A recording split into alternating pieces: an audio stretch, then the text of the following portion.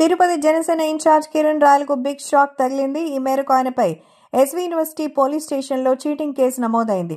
బాధితురాలు లక్ష్మీరెడ్డి ఇచ్చిన ఫిర్యాదు మేరకు పోలీసులు కిరణ్ రాయల్పై కేసు నమోదు చేశారు. తిరుపతి జనసేన ఇన్ఛార్జ్ కిరణ్ రాయల్ తనని మోసం చేశారని లక్ష్మీరెడ్డి పోలీసులకు ఇచ్చిన ఫిర్యాదులో అయితే పేర్కొన్నారు. నమ్మించి మాయమాటలు చెప్పడమే కాకుండా తనని చంపేస్తారని బెదిరించారంటూ ఆరోపించారు. ఈ నేపథ్యంలో బిజీగా గడుపుతున్న లైఫ్ లో చిన్న బ్రేక్ తీసుకుని ఎంజాయ్ చేయాలి అనుకుంటున్నారా? అయితే వెంటనే ఆర్వీ వెకేషన్స్ ప్రైవేట్ లిమిటెడ్ ని సంప్రదించండి. మరిన్ని డీటెయిల్స్ కోసం సంప్రదించండి 7997979960. తాను ఎస్వి యూనివర్సిటీ పోలీస్ స్టేషన్లో ఫిర్యాదు చేశానని లక్ష్మీరెడ్డి చెప్పారు.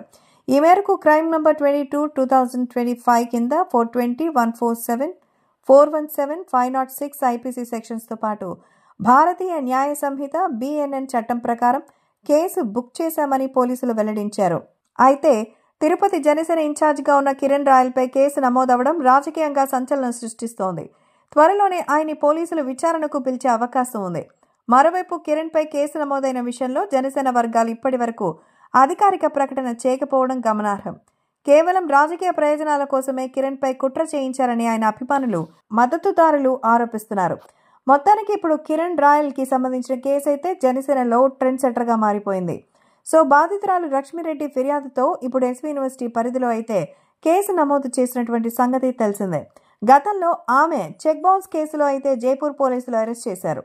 ఆమె తిరిగి వస్తుందని అయితే అనుకోలేదు. కానీ ఆ తర్వాత ఆమెకు ఒక రోజు కూడా కాకుండానే బెయిల్ కూడా వచ్చేసింది.